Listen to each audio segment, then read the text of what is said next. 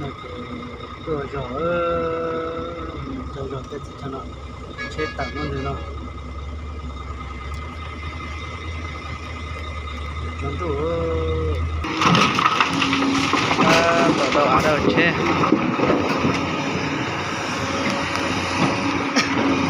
bé lúc chết chúng nó khởi tàn đau thì chưa một tí tết tí lo thế chứ và đây nó như kiểu nó chế số tả chế tả chế bá chế tàu đi thế nó cho nó giờ trốn tu chế cho nên xí tính khí chế cho nên chỉnh đi tiêu trả anh chị trốn tu chị lấy thau à chuối lấy chiều mà xa mông chế bím bò tả đi hả bây giờ tôi xa mông trốn tu à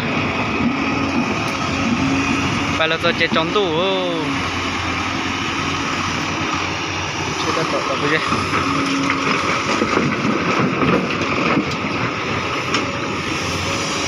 Pe nó chết trống nó chơi, lúc nói lúc bố tổ, lúc đầu nữa, lúc bố tổ chơi nhom mông này.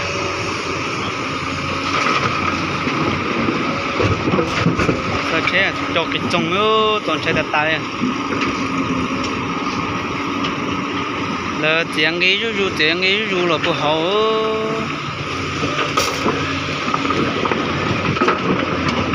chết có cái trông nữa nhưng mà chết chỉ on to đi sao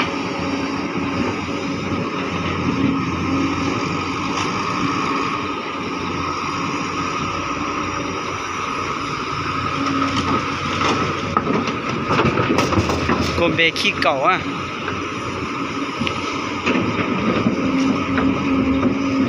chua bùa bé bùa chua chậu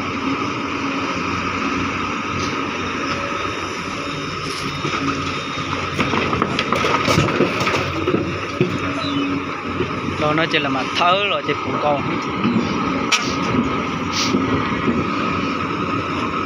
chế chỉ chén khiêu chế chỉnh đất tới rồi nhớ cho chế chén chơi là cho lấy theo gì á ta cho cái nhà cũ nhà chỉ lấy à chỉ lấy theo phải cho thì lo cho chúng tu để là so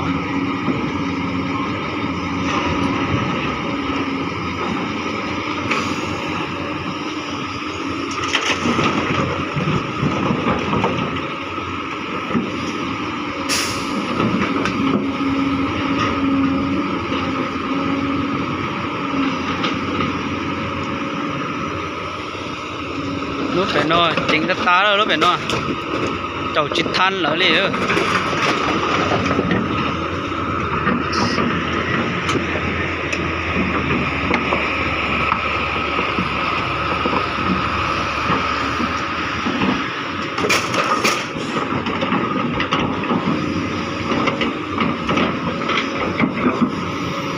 đó con mẹ thì chơi lái à